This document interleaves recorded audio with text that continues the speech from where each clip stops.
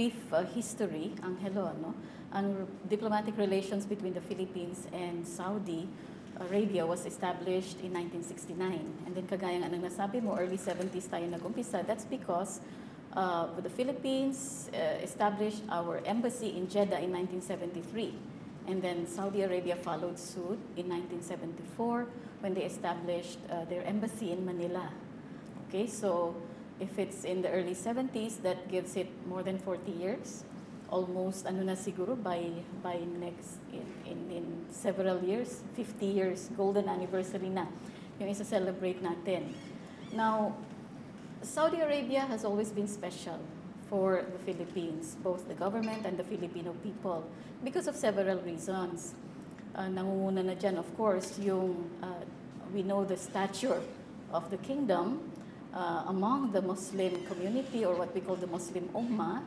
And second, of course, nandyan yung affiliation with Saudi Arabia ng a sizable population of Filipinos in the Philippines, yung ating mga Muslim brothers and sisters who really have a genuine concern and religious affiliation with Saudi Arabia. And mainly also because Saudi Arabia hosts two of the holiest sites in Islam. These are the mosques in Medina and Makkah.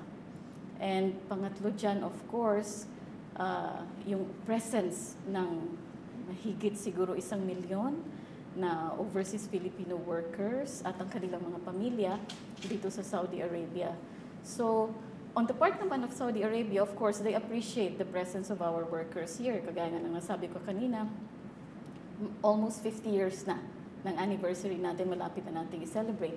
And the Saudi government and the Saudi people are appreciative and they recognize the contributions of our workers to the development of the kingdom, hindi lamang sa construction side, kundi lalo na sa medical, no? As far as our health workers are concerned, because of their expertise, their professionalism, Saudi government and the Saudi people are enjoying an excellent medical care and medical facilities here in the kingdom. Okay, traditionally talaga, since the beginning, ang relationship between the Philippines and Saudi Arabia are focused on yung sinasabi nilang 3 O's. Siguro marami na sa atin na nakakarinig noon.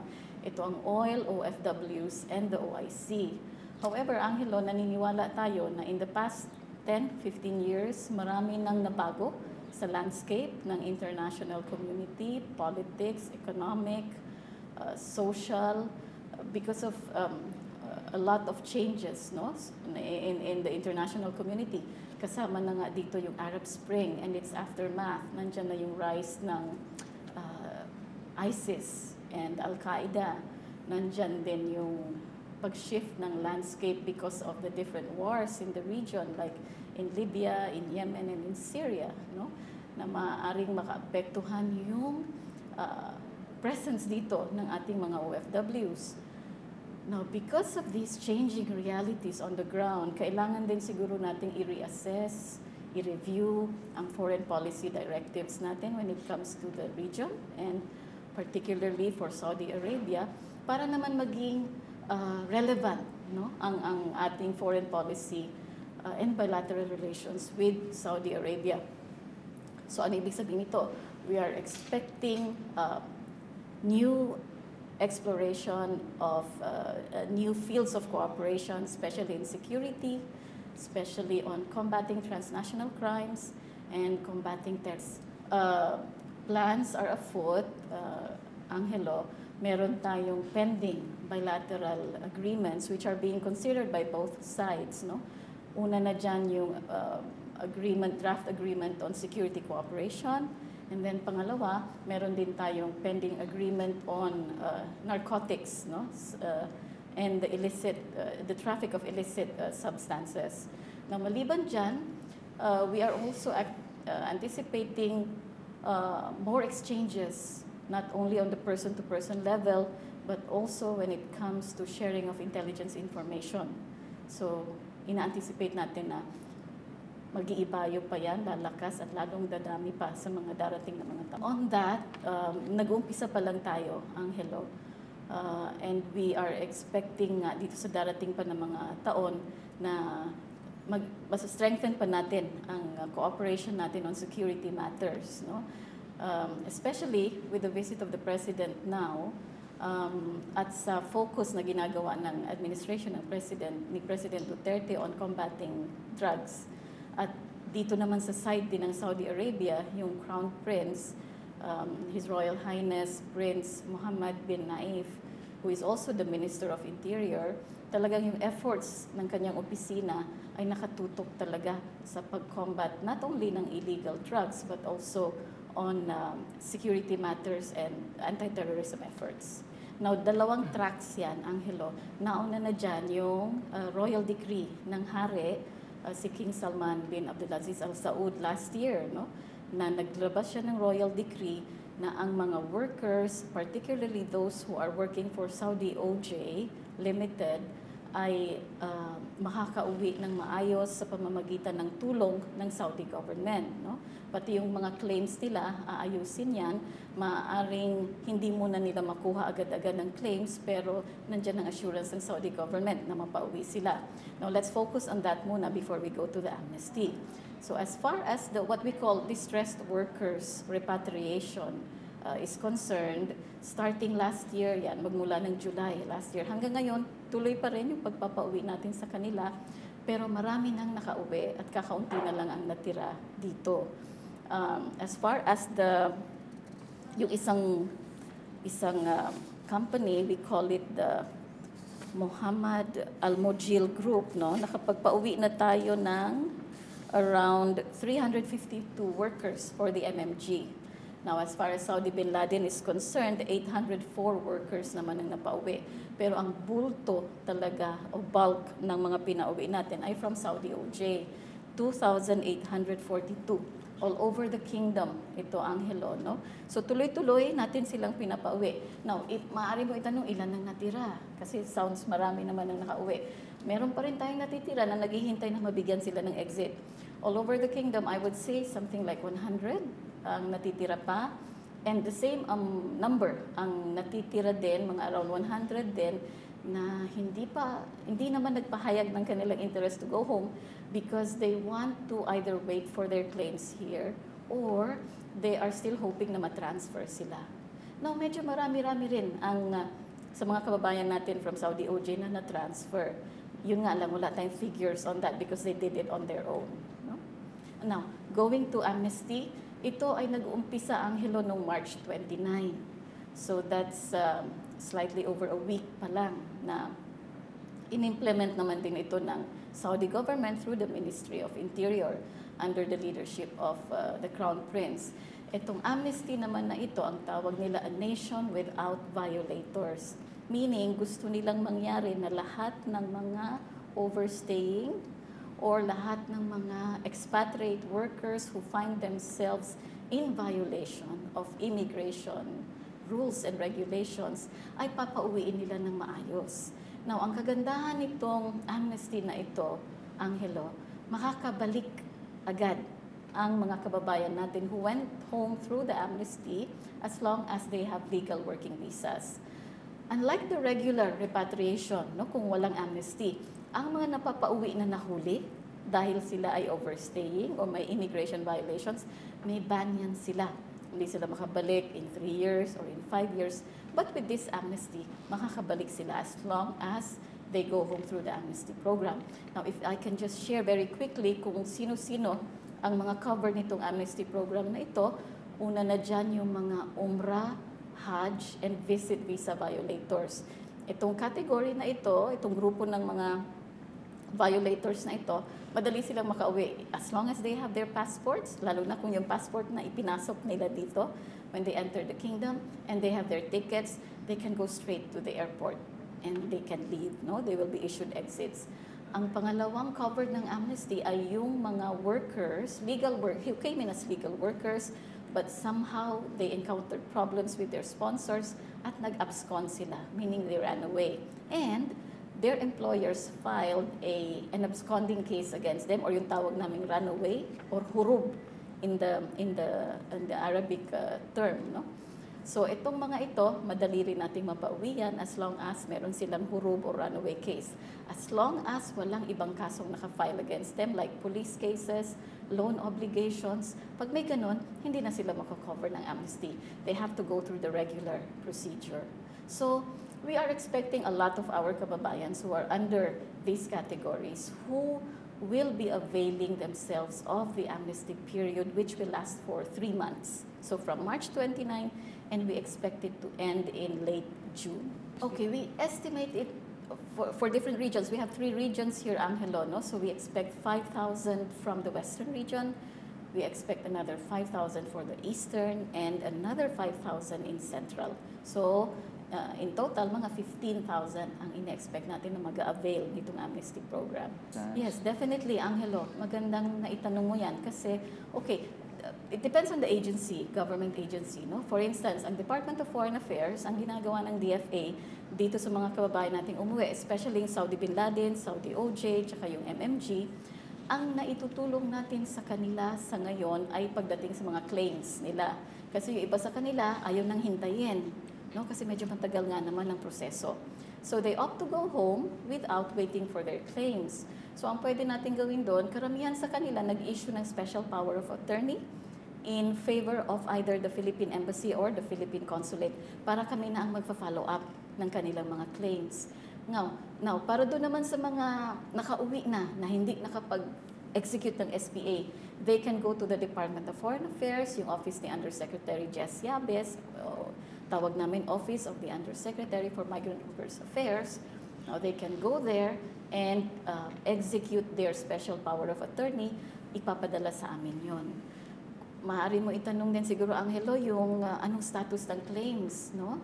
Now, kasama sa Royal Decree ng Hari, yung pag-identify ng mga Saudi lawyers who will help these workers file their claims and process their claims.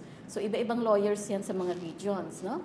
Now, sa pagkakaalam ko, ang huling update sa atin ng mga lawyers, nasa stage na sila ng, how do you call this? Yung pinagtutugma, yung computation ng mga workers natin at base din sa files ng company. Kasi maaaring magkaiba yan, di ba? So, nandun sila sa stage na yon na inaayos nila yung computation ng mga claims ng mga workers. So, after that is settled or resolved, saka na yan ifa-file sa mga courts, sa mga appropriate agencies ng Saudi government. Angelo, before I go to that, I just mentioned the DFA side of the assistance, no? May mga agencies pa na tumutulong din sa mga workers natin na repatriate. Ito yung DOLE, kasama dyan ng OWA at ang POEA at ang DSWD. Now, itong dalawang agencies na to, sila talaga yung may malaking role in helping our workers who have gone home. Unang-una na yan, pagdating sa airport pa lang, may airport assistance na sila. Those who are not from Manila or the nearby provinces, they can stay in the temporary shelters of both OWA and DSWD. Meron din tulong na binibigay sa kanila para sa pamasahe pa uwi sa probinsya. And then nabanggit mo yung livelihood kanina. Both DSWD and OWA have livelihood programs. Now, hindi lang sila tutulungang magkaroon ng kapital, tutulungan din silang i-train ng paano magtayo ng negosyo at paano ito i-maintain at masustain. Alright, now aside from that, ang DOLE naman din through POEA, meron din silang assistance in employment doon sa mga nawala ng trabaho. So umuwi sila. Meron silang information that they will give to the workers para sa either local or overseas employment. So may mga ganyang assistance, Angelo, na binibigay ng government agencies natin para sa mga kababayan nating umuwi. Now they have to go to these agencies so that they can avail themselves of the assistance that are being offered. So going to the question na sinabi mo about trade. Now that's true. Traditionally, yan ang ini-export natin dito, no? Sa Saudi Arabia and probably the rest of the Middle East, especially the GCC countries as well. Nabanggit mo ang furniture, nabanggit mo ang garments, at ang food, especially fresh fruits. So, how can we enhance this? Ang Saudi Arabia ang 12th largest trade partner ng Philippines. obviously, ang trade ay in favor of Saudi Arabia. Alam natin kung bakit, and that's because of the oil and the petroleum products that we import from Saudi Arabia. Now, paano naman natin magagawa ng paraan na medyo mag-tilt naman somehow in our favor or medyo mapaliit natin yung gap, no, ng balance of trade natin na in favor of Saudi Arabia? Sa nakikita natin sa ngayon, lumalakas ang halal industry. Merong research na nagawa in 2014 na ang halal industry has generated 1.37 trillion US dollars, if I'm not mistaken. So it's really a huge and emerging and developing industry. And already in the Philippines, may nakikita na tayo na mga halal products that are available in our groceries and supermarkets. But we do not have to limit ourselves to this, because when you talk about halal, it's not just food, it's also cosmetics, it's also garments, and it's also service provided. No? May mga halal, din yan, halal components. So, sinasabi nga nila na 1.6, if I'm not mistaken, billion Muslims in the world, but in 2050, 2050, this will increase to 2.8 billion. So, talagang palaki ng palaki ang halal industry. Now, if we can tap into this, Saudi government can help us develop our halal industry, which is already there. Kailangan lang talagang tutukan ng pansin at ma-infusean ng capital para lalong maging matibay at lumawak palalo. And aside from that, Saudi can also help in the capacity building when it comes to halal certification bodies. Yan ang isa pang kailangan nating magawa ng paraan na magkaroon tayo ng an effective and a credible halal certifying body. Because the countries that will be importing or getting halal products from us will look at the halal certification. Now, kung ang ating halal certifying body is credible, madali tayong makapasok sa mga markets ng mga halal or mga halal markets all over the world. And it's not just concentrated or focused on Muslim majority population countries. Nagiging popular na rin ang halal even in Europe and in America. So this is one area that I think our government can focus on if we want to somehow make a shift in the balance of trade between the Philippines and Saudi Arabia. And there are other sectors as well, even in our food and even in the wellness industry, lumalakas din tayo dyan at nagiging popular na rin yan among the Arabs, nagiging conscious na sila kung anong kinakain nila. So yung ating organic farming, yung ating mga wellness products and companies and industries, this is the opportune time for them to enter the Saudi market. Well, sadly, Angelo, hindi ito nag-push through pa. No? I think this started in 2012, if I'm not mistaken. That's the information that I received from our agriculture attaché based in Dubai, if I'm not mistaken.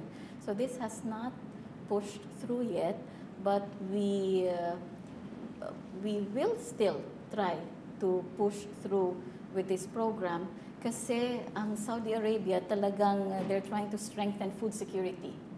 And one of that will be, of course, in the agriculture industry. So, titingnan natin sa mga darating na mga panahon kung pwede pa nating ma-push itong plano na ito, which started, if I'm not mistaken, nga in 2012. So, 5 years ago. Definitely. Medyo matagal-tagal na rin itong Saudization nila, Angelo, no? And in the past, medyo hindi umuusad. But we have noticed recently, in the past siguro mga 2 years, 3 years, medyo talagang they're really serious about implementing this. In fact, last year, inuna na nila yung pharmaceutical and the telecommunication sectors. No? Yung mga tindahan, mga stores na involved in these two sectors, unti-unti nang napapalitan ng mga Saudi nationals as employees. Now, ang balita namin, isusunod nila for this year yung automobile sale sector at maaari pati yung Yung medical or health sector naman, pwede rin nilang isunod yan. So nung narinig natin yan, medyo kinabahan tayo dahil nandyan lang ang bulk ng ating mga workers. But we were also informed, and some of our sources have told us, na pagdating naman sa mga medical, ang mangyayaring Saudization mag-uumpisa sa mga administrative positions. So meaning yung mga offices, sa mga hospitals, pero ang medical workers natin hindi pa maapektuhan. Subalit, kung itong trend na ito ay magtutuloy-tuloy, we can see na yung ibang sectors ay papasukan na rin ng Saudization at maaari talaga maapektuhan ng ating mga workers. Pero maaaring itong magtagal pa ng mga 5 or 10 years down the road. So meron pa tayong time para magkaroon ng mga mechanisms in place. We can put mechanisms in place para maibsan naman itong mga kababayan natin na mawawalan ng trabaho because of the Saudization. Now, I think as far as the relations between Saudi Arabia and the Philippines is concerned in the next 6 years, under the administration of the President, on the economy, if you will look at the focus of the President right now and his administration, we are focusing on Mindanao. And I think this is an advantage as far as our relations with Saudi Arabia is concerned because of the affinity in terms of culture, tradition, and religious affiliation. Maaaring matap natin ang Saudi investors to look into the potentials of Mindanao because we know that many of the poorest provinces that we have in the country right now are found in Mindanao, especially the arm. So we can tap onto this, and we expect if we will really take advantage of this situation, then we can expect to see a lot of inbound investment missions coming from the Philippines to Saudi Arabia that will entice Saudi investors to put their money into the Philippines and particularly in Mindanao. Now, as far as the OFWs are concerned naman, nakikita rin natin ang emphasis ng Duterte administration on the protection of the welfare and promotion of the interests of the OFWs. So, we will continue to see the arrival of high-level delegations to Saudi Arabia para sa ganun ay lalong mapalakas at lalong mapatibay yung mga protective mechanisms that are now in place for our workers in this country. At pangatlo, Angelo, sa nakikita ko, because of security din and anti-terrorism, kagaya ng nabanggit ko earlier, ang Saudi Arabia ay talagang pinapaigting nito ang laban niya against terrorism kasi nandito rin lang sa mga borders nila yung kanilang mga problems, and perhaps many of us have also heard about what happened in Saudi Arabia na mga terrorist attacks in the kingdom, all over the kingdom. So talagang they are focusing on this, and I think with the President's campaign against drugs and transnational crimes, magkakaroon ng mas malalim at maiting na cooperation in these areas in the next 6 years. Ang participation or ang role ng Saudi Arabia dates way back, Angelo, when it comes to the peace processes that the Philippine government has been undertaking as far as the Mindanao problem is concerned. Nag-umpisa yan way back in 1972 nang magkaroon ng Tripoli Agreement, and then nagkaroon din ng 1996 final peace agreement between the government of the Philippines and the MNLF. Malaki ang naging participation at role ng Saudi Arabia in the signing, in the crafting and in the signing of these final peace agreements. Now, moving on, ang Saudi Arabia ngayon, because it's an active member of OIC, meron tayong tinatawag na OIC PCSP. It's the Peace Committee on Southern Philippines.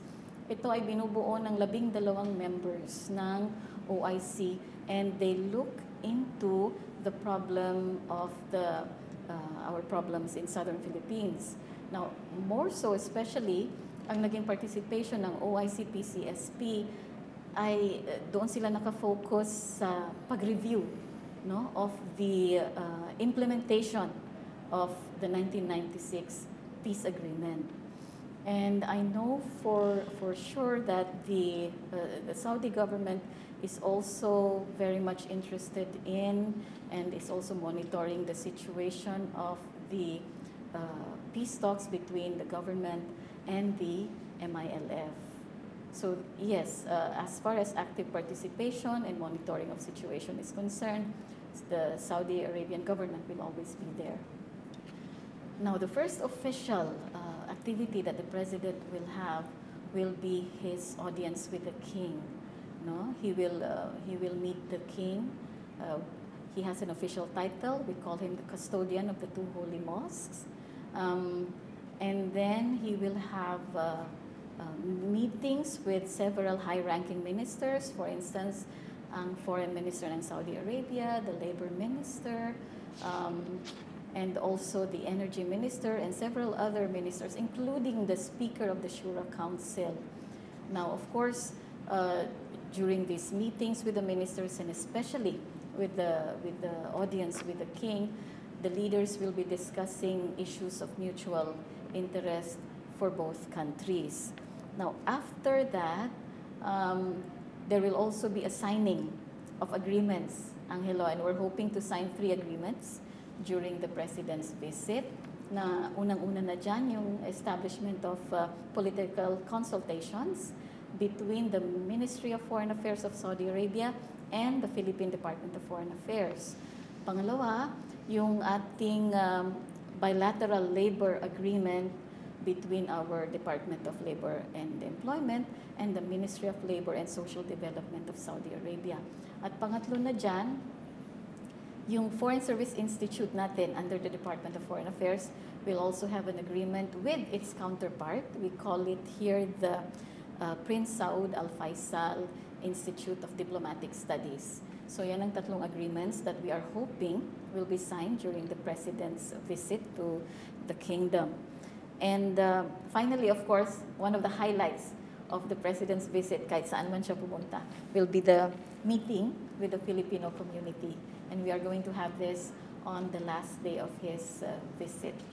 Now, based on official figures, Angelo, no? Figures ito na binigay sa atin ng Saudi Ministry of Interior, we have close to 900,000 Filipinos. Now, because we don't have an exact figure of undocumented Filipinos, siguro we can safely assume na either 1 million or slightly over 1 million ang total number of Filipinos dito, not just the workers but also their families. Ang categories of our workers here in the kingdom, meron tayo from professionals to semi-skilled at hanggang sa mga unskilled. Among the skilled workers, mas nakararami ang lalaki kaysa sa mga kababaihan. And among the unskilled workers, mas nakakarami ang kababaihan natin. Now, dito sa Kingdom of Saudi Arabia, marami sa mga kababayan natin ang bumuo ng mga organizations and associations na along the lines of either regional or professional or sa mga sports and cultural. So napakaraming associations dito ngayon sa Kingdom of Saudi Arabia na binubuo o binuo ng ating mga community members. Now, what are their expectations as far as the President's visit is concerned? They know that because, would you believe, Angelo, 76% of the total votes, no, na nakuha natin ng mga bumoto noong nakaraang eleksyon, 76% of that voted for the President. So, obviously, mahal na mahal siya dito sa part na ito ng bansa, and I'm sure in other parts of the world as well.